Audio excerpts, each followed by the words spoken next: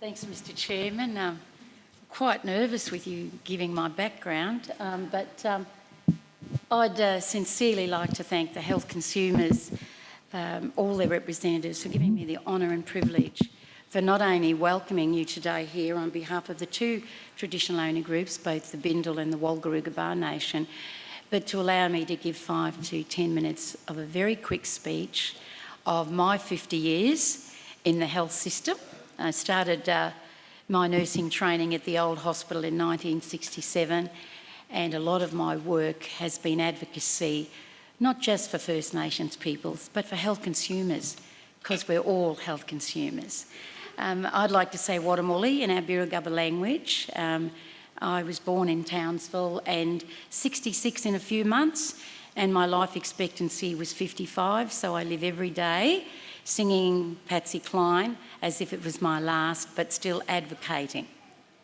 That carpet snake, we call it the Kabalamunga, that is the Juru Birragubba Nation's totem, and very sacred to First Nations peoples in this area.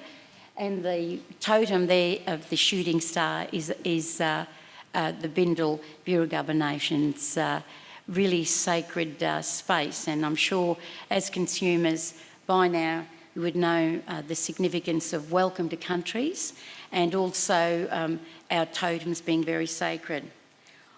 I'm actually here today not just, as I said, to say welcome, but just to give a few words. And I was privileged to be appointed to the hospital board in Townsville, and I believe that hospital health service boards are going places in this state, and I'd like to sincerely thank the Labor government for implementing health consumers, and hopefully it'll be ongoing, as health consumers are the pivotal and the key to how we're going to close the gap of every consumer.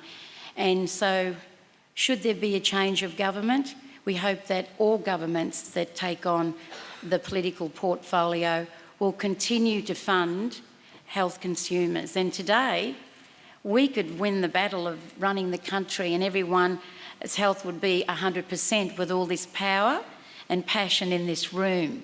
And the only thing, there's a couple of quick things, because I know I've got a very tight schedule, is that we have to all come together in a very collaborative partnership approach, government, non-government, and most importantly, the private corporate sector. We're missing a little bit there with the private sector, and once everyone comes together, we can move mountains. I'd also like to say that there needs to be more resources for service delivery for the consumers. And as we all know, the gap in Indigenous health is not closing, but also the gap in a lot of other areas in health is not closing. And it's not rocket science. It can happen. And I was privileged some 25 years ago or 20 years ago to work in the State Tripartite Forum under the Goss government. And it was here that we promoted a tripartite approach.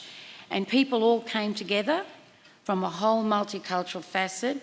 The right people were being employed that had good community connections, and most importantly, positive community connections with the consumers.